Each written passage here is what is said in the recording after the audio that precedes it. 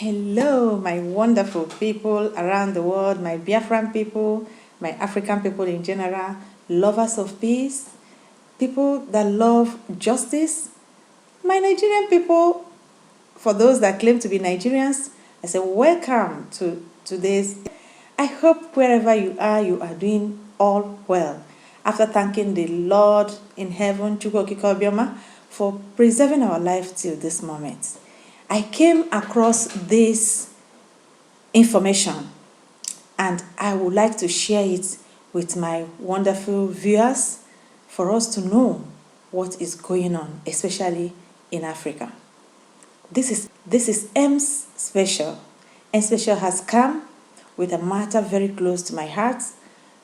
Today, not just about Biafra, but about Africa, as we know what we are battling with China, with the powers that be, about on Africa and African people around the globe. This information, you need to watch to the end. But before I give you this information, I say thank you my video, my subscribers, the new ones and the old ones, those that always make comments on my videos. I say may the Lord Chukwu Okike Obioma richly bless each and every one of you that is giving me the courage to be here. Those that help in prayer, those that help in one way or the other, even in informations. I say may the Lord richly bless you and grant you favor and prosperity in every good thing that you are doing. I don't want to stay long, and if in case you are a new passerby on my face or on this channel, do me a favor, subscribe to my channel, put on your notification bell so that whenever I upload a video, you will be among the first to know and see it. This channel is about Biafran. I'm very passionate about the freedom of my people, and I will give you the information that comes from Nigeria, the contraction, the British company, and Africa in general, about the liberation of Africa as one people from the power that be, from the evil colonies and their spells, and the new movements that people like I and you that like justice and equity are pushing forward for all of us to be liberated. Thank you, and God bless you. Now, this is the information. If you remember, one of us, the ambassador of AU to United States, Mrs. Arikana Chihombori Kwao. Arikana Chihombori Kwao lost her position. They drove her from that position. One of ours. That was what I was saying about Africa in one of my videos. It is us, Africans, that can only allow the enemy to destroy us. If we don't give them the room, they will not come in to destroy us. And time has come, especially the time we are in, for us to be our own police. Because these powers that be will use the ignorance of ours, our own ignorance in our midst, to destroy what we are trying to build for our future generations and for ourselves presently.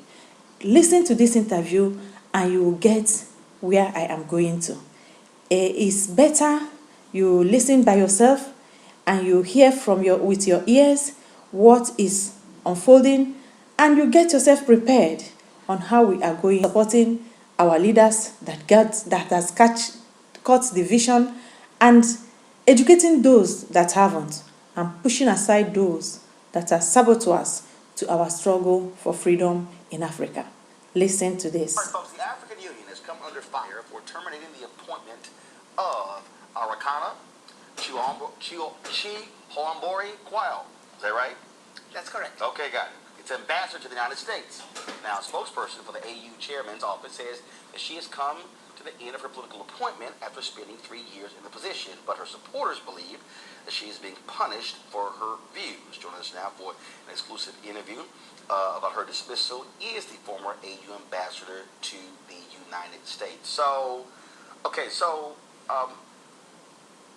you were appointed 3 years ago. Who appointed you?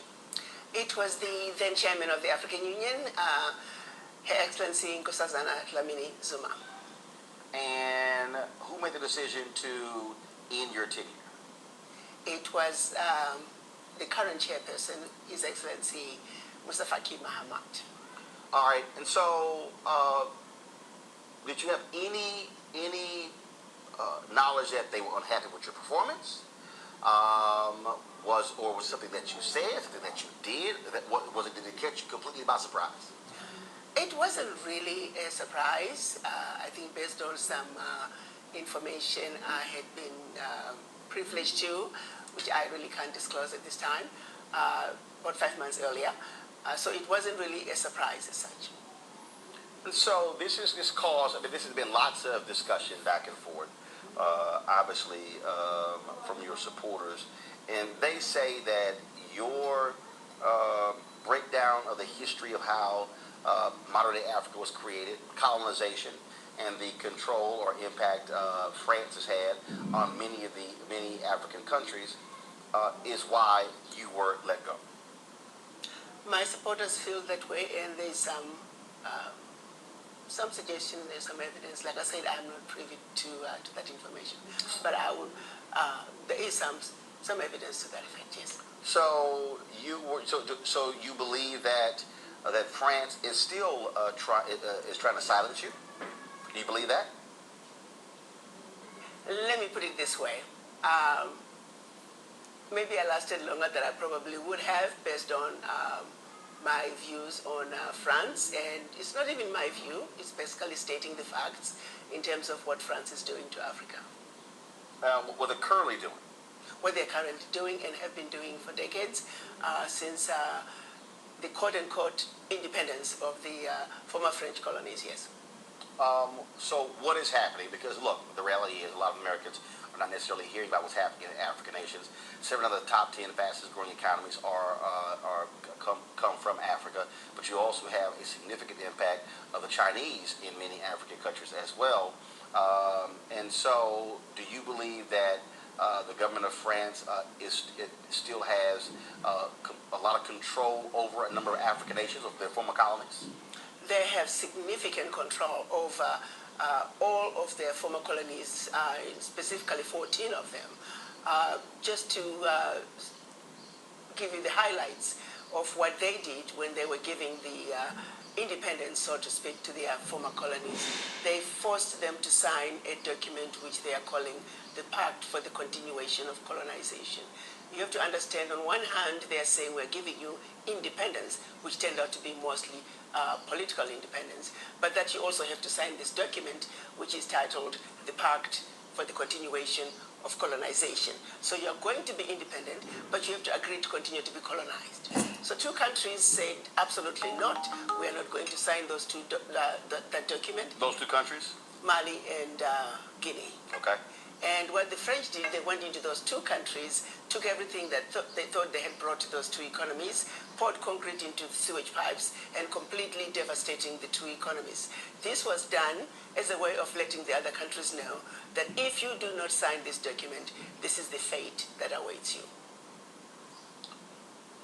How has that negatively impacted those African countries? It has impacted them terribly, terribly, terribly. If you look at it, you give up your, the Pact for the Continuation of Colonization said those countries were expected to deposit 85% of their bank reserves back then. 85%? French Central Bank. 85%? Of the French Minister of Finance. 85%? Should those countries wish to request some of those monies, because remember they were only left with 15% of their reserves. Then they would have to submit a financial statement for the country, and if approved, they could only access up to 20% of whatever they had deposited the year before as a loan at commercial interest rates. The only difference now is the 85% deposits have now been lowered down to maybe between 50 and 60%, but the countries are still forced and required to deposit their bank reserves with the French Central Bank. So picture this situation. You are depositing all your monies with France. Should you need some of your money, You get it as a loan at commercial interest rates. So immediately, you have a credit with France, but you begin to owe France. This has been going on and continues to this day. So combined, the 14 countries are giving to France cash, cold hard cash, over $500 billion every year. And France takes that money and invests it in its own stock market under the French name, and the countries may or may not know the returns. Currently, for every 14 billion that France takes out of Africa, by the time they finish investing it in the French stock market, they are realizing upwards of 300 billion. So you do the math to see how much money France is taking out of Africa every year. And yet France has the audacity to then look at African countries and call them poor countries. Right, Why would poor African countries give $500 billion to France year in and year out? What really gets me the most is, how does the world sit back and watch this carnage take place in Africa? Where is the United Nations? This is the body that's supposed to be looking out for any violations of human rights. It is my humble opinion that singularly, what France is doing to Africa is the biggest violation of human rights. Women and children are dying of starvation, youth unemployment, when the same poor countries are giving $500 billion to France. It simply does not make any sense. Oh. And I don't know how the world can sit back and watch all this unfold and nobody is saying anything. We have to start saying something for ourselves. And we're simply asking France to do what is right, what is just, and You what can hear it for yourself. You see why Africa is a borrowing country? It's not all that our leaders are stupid.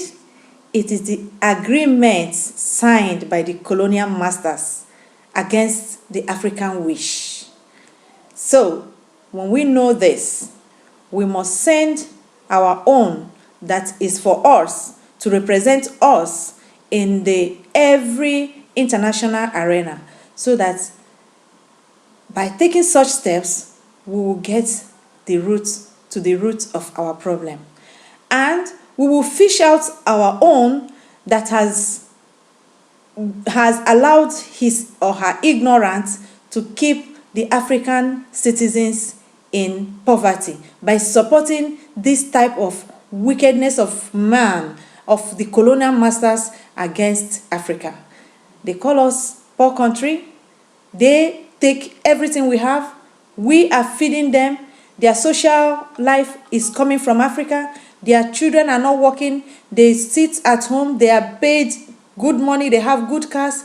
We struggle like elephants. We cannot even eat like a church rat, and they laugh at us. Yet, when we come to their countries, we are disrespected, we are hated, we are given name, we are maimed, and this has to stop. Time for Africa to rise up. Thank you, and let me know what you think. Is this right? Are we going to sit back to wait for United Nations to fight our cause? Or are we going to take the bull by the horn, just as we are doing gradually with China? I said it's not only China, all the power that be. We have to cancel all this, because alone, Africa can exist.